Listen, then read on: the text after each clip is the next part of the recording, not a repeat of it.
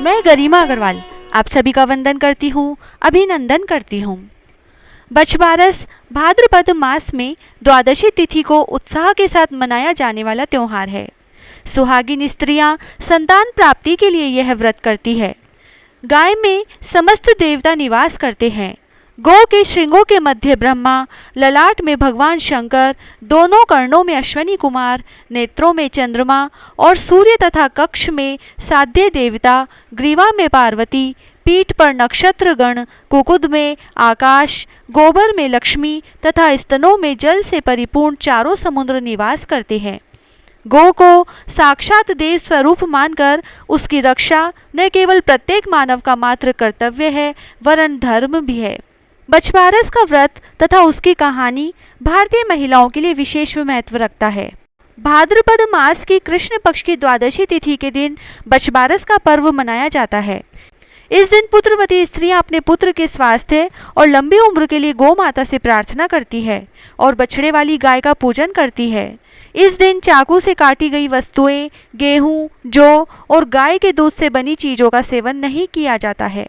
एक दिन पहले ही रात्रि को बछबारस के लिए मूंग, मोठ, चने एवं बाजरा भिगोकर रख दिया जाता है, उसे भिजोना कहते हैं। तो आइए आज हम सुनते हैं बछबारस के दिन सुनी जाने वाली पांचों कहानियां एक साथ हमारे आज के इस वीडियो में।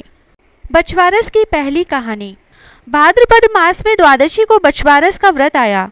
इंद्रलोक से अप्सराएं इंद्राणी गौ का पूजन करने पृथ्वी पर आई तो उन्होंने हरी हरी घास चरती एक सफेद गाय देखी। प्रसन्न मन से गाय की पूजा करने लगी, परंतु गाय पांव से लात व पूंछ मारने लगी। तब इंद्राणी ने और अप्सराओं ने हाथ जोड़ विनती करी कि हे माँ, हमसे जो भी अपराध हुआ है उसे क्षमा करें।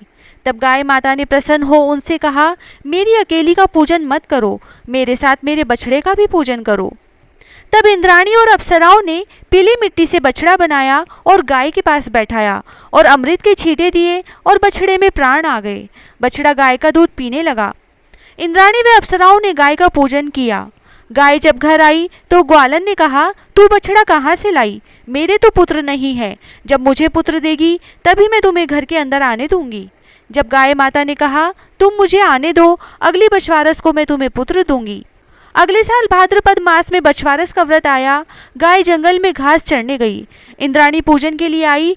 तब गाय माता ने उनसे कहा कि पिछले साल तुमने मुझे पुत्र दिया था, इस बार मेरी मालकिन ग्वालन को पुत्र दो। अप्सराओं व इंद्राणी ने पीली मिट्टी का बच्चा बनाया और पालना बनाया। पालने को गाय की सींगों से बांधा।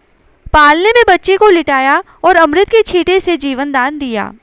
गाय की पूजा कर गाय को वरदान दिया कि आज के दिन से जो सुहागिन श्रद्धा भक्ति से तेरा व्रत पूजन करेगी उसके सभी मनोरथ पूर्ण होंगे। गाय बच्चा लेकर घर आई तो ग्वालन ने गाय की पूजा कर श्रद्धा भक्ति से सारी नगरी में कहलवा दिया कि सब कोई भाद्रपद मास की गोवत्स द्वादशी का व्रत और पूजन करे, इससे सभी मनोकामनाएं पूर्ण होती है। हे गाय माता, जिस प्रकार ग्वालन को संतान दी वैसे सबको संतान देना। कहता न सुनता न हुकारा भरता ने सारे परिवार को खुश रखना। बछबारस की दूसरी कहानी। एक बार एक गांव में भीषण अकाल पड़ा। वहां के साहूकार ने गांव में एक बड़ा तालाब बनवाया, परंतु उसमें पानी नहीं आया। साहूकार ने पंडितों से उपाय पूछा। पंडितों ने बताया कि तुम्हारे जो 2 पोते हैं उनमें से किसी एक की बलि दे दो तो पानी आ सकता है। साहूकार ने सोचा, कुछ भी हो जाए, गांव की भलाई के लिए सब कुछ करना चाहिए। कुछ सोचकर साहूकार ने बहाना करके बहू को उसके पीहर भेज दिया। उसके साथ एक पोते को भी भेज दिया जिसका नाम हंसराज था। एक पोते को अपने पास रख लिया जिसका नाम बछराज था। कड़े मन से गांव की भलाई के लिए बछराज की बलि दे दी गई। तालाब में पानी भी आ गया। साहूकार ने तालाब पर एक बड़े यज्ञ का आयोजन किया, लेकिन झिझक के कारण बहू को बुलावा नहीं भेज पाए। बहू के भाई ने कहा, तेरे यहाँ इतना बड़ा उत्सव है, तुझे क्यों नहीं बुलाया? मुझे तो बुलाया है और मैं जा रहा हूँ। बहू बोली, बहुत से काम होते हैं इसीलिए भूल गए होंगे, अपने घर जाने में कैसी शर्म, चलो मैं भी चलती हूँ। घर पहुँची तो सास ससुर डरने लगे कि बहू को क्या जवाब देंगे। फिर भी सास बोली, बहू चलो बछबारस की पूजा करने तालाब पर चले। दोनों ने जाकर पूजा की। वहाँ सास ने कहा, बहू तालाब के किनार को खंडित कर दो। बहू बोली, मेरे तो दोनों बेटे हंसराज और बछराज हैं, फिर मुझसे किनार खंडित करने के लिए क्यों कह रहे हो? सास बोली, जैसा मैंने कहा है वैसा ही करो। बहू ने सास की बात मानते हुए किनार खंडित की और बोली, आओ मेरे हंसराज बछराज लड्डू उठाओ। इधर सास मन ही मन भगवान से प्रार्थना करने लगी कि हे बछवारस माता, मेरी लाज रखना। भगवान की कृपा हुई, तालाब की मिट्टी में लिपटा हुआ बछराज और हंसराज दोनों दौड़ते हुए वहां आ गए। बहू पूछने लगी, सासू जी ये सब क्या है? सास ने बहू को सारी बात बताई और कहा, भगवान ने मेरा सत्य रखा है, आज भगवान की कृपा से सब कुशल मंगल है। हे बछवारस माता, जैसे सास का सत रखा वैसे सबका रखना, कहता ने सुनता ने हुकारा भरता ने सारे परिवार की रक्षा करना, खोटी की खरी अधूरी की पूरी। बछवारस की तीसरी कहानी। प्राचीन समय की बात है, एक गांव में एक सास और बहू रहा करती थी। सास बहुत ही धार्मिक थी, नित्य प्रतिदिन मंदिर जाना, पूजा पाठ करना, गौ सेवा करना, यह उसकी दिनचर्या का महत्वपूर्ण काम था। उसकी बहू भी बहुत आज्ञाकारी थी, जो भी उसकी सास कहती वह बिना प्रश्न किए उस कार्य को संपादित कर देती थी। उनके पास एक गाय और बछड़ा था, उस गाय का नाम गेहूला और उसके बछड़े का नाम जोला था। दोनों सास बहू उस गाय और बछड़े से बहुत प्यार करती थी और खूब मन लगाकर उनकी सेवा भी करती थी।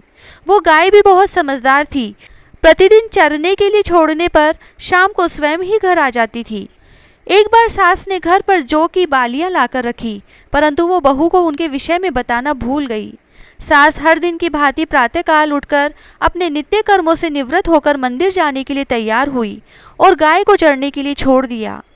मंदिर जाते जाते उसने अपनी बहू को आवाज़ लगाकर कहा, बहू मैं मंदिर जा रही हूँ, जब तक मैं वापस लौट कर आऊँ तब तक तू जौ लाकर काट कर उबालने के लिए रख देना।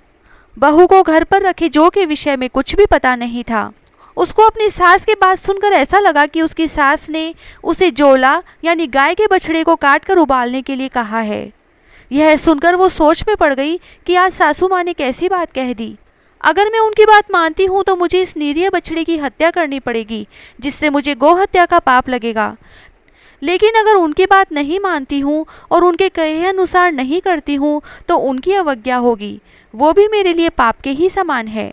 वो इसी धर्म संकट में उलझ गई थी। बैठी बैठी यह सोची जा रही थी कि क्या करे और क्या न करे। अंत में उसने अपनी सास की आज्ञा का पालन करना ही अपना धर्म जाना और गाय के बछड़े जोला को काटकर बर्तन में उबालने के लिए रख दिया। परंतु उस बछड़े की हत्या करके उसके मन को बिल्कुल भी चैन नहीं मिल रहा था और वो उसका दुख मानकर बस रोए जा रही थी। जब उसकी सास वापस आई तो बहू को आवाज़ लगाई। उसकी बहू रोते हुए उसके सामने आ गई।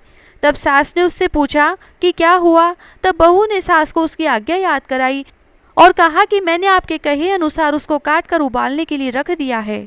बहू की बात सुनकर सास ने कहा, मैंने तुम्हें घर में रखे जौ काट कर उबालने के लिए कहा था, ना कि गाय के बछड़े जोला को काट कर उबालने के लिए कहा था। यह सुनकर बहू अपनी सुध बुध खो बैठी। उसकी सास का भी दुख के मारे बुरा हाल हो गया। तब सास ने हिम्मत करके अपनी बहू को संभाला और उसे अपने साथ अपने इष्ट देव के मंदिर लेकर गई। वहां पहुंचकर दोनों सास बहू हाथ जोड़कर उनके आगे खड़ी हो गई। उनके सामने बारंबार माथा टेककर नाक रगड़कर बहू की उस गलती के लिए क्षमा मांगने लगी। सास ने कहा, हे प्रभु, मैंने सदा ही आपका ध्यान और पूजन सच्ची श्रद्धा व भक्ति के साथ किया है, हमेशा धर्म का पालन किया है। मेरी आपसे विनती है कि यदि मेरी बहू ने यह सब जानबूझकर किया है तो इसे सजा दो, और अगर इससे यह भूलवश हुआ है तो इसे क्षमा करो और उस बछड़े को पुनः जीवित कर दो। दोनों सास बहू मंदिर में भूखी प्यासे ईश्वर का ध्यान करती रही। जब शाम होने लगी तब उन्हें लगा कि अब गाय चरकर वापस आने वाली होगी और अपने बछड़े को जीवित ना पाकर उसका क्या हाल होगा। यही सोचकर वो मंदिर से घर के लिए रवाना हो गई। घर पहुंचकर उन्होंने देखा कि गाय भी आ चुकी है।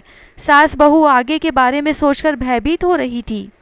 तभी जैसे ही गाय रंभाते हुए घर की तरफ बढ़ी, उसका बछड़ा घर के अंदर से दौड़ता हुआ अपनी माँ के पास आ गया। यह देखकर सास बहू दोनों विस्मित हो गई और बार बार ईश्वर का धन्यवाद देने लगी। तब उन्होंने घर आकर उस गाय और बछड़े की खूब सेवा करी। तब से स्त्रियां अपने संतान की रक्षा और लंबी आयु के लिए बछवारस का व्रत और पूजा अर्चना करती है। बिंदाई जी की कहानी। एक बार गणेश जी एक लड़के का वेश धरकर नगर में घूमने निकले। उन्होंने अपने साथ में चुटकी भर चावल और चुल्लू भर दूध ले लिया। नगर में घूमते हुए जो मिलता उसे खीर बनाने का आग्रह कर रहे थे। बोलते, माई खीर बना दे। लोग सुनकर हंसते। बहुत समय तक घूमते रहे मगर कोई भी खीर बनाने के लिए तैयार नहीं हुआ। किसी ने यह भी समझाया कि इतने से सामान से खीर नहीं बन सकती, पर गणेश जी को तो खीर बनवानी ही थी। अंत में एक गरीब बूढ़ी अम्मा ने उन्हें कहा, बेटा चल मेरे साथ, मैं तुझे खीर बनाकर खिलाऊंगी। गणेश जी उसके साथ चले गए। बूढ़ी अम्मा ने उनसे चावल और दूध लेकर एक बर्तन में उबलने चढ़ा दिए। दूध में ऐसा उफान आया कि बर्तन छोटा पड़ने लगा। बूढ़ी अम्मा को बहुत आश्चर्य हुआ और कुछ समझ नहीं आ रहा था। अम्मा ने दूसरा बर्तन रखा तो वह भी पूरा भर गया।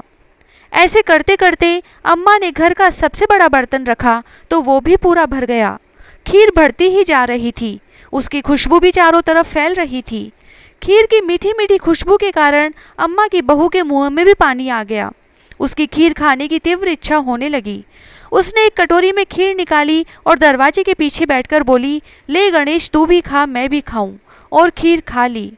बूढ़ी अम्मा ने बाहर बैठे गणेश जी को आवाज़ लगाई, बेटा तेरी खीर तैयार है, आकर खा ले।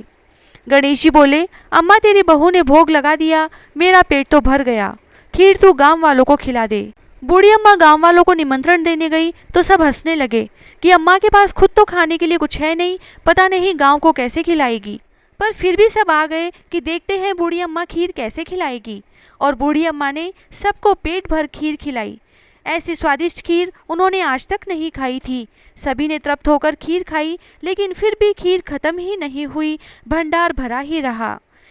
हे गणेश जी महाराज, जैसे खीर का भगोना भरा रहा, वैसे ही हमारे घर का भंडार भी सदा भरे रखना। बोलो गणेश जी महाराज की जय। लपसी तपसी की कहानी।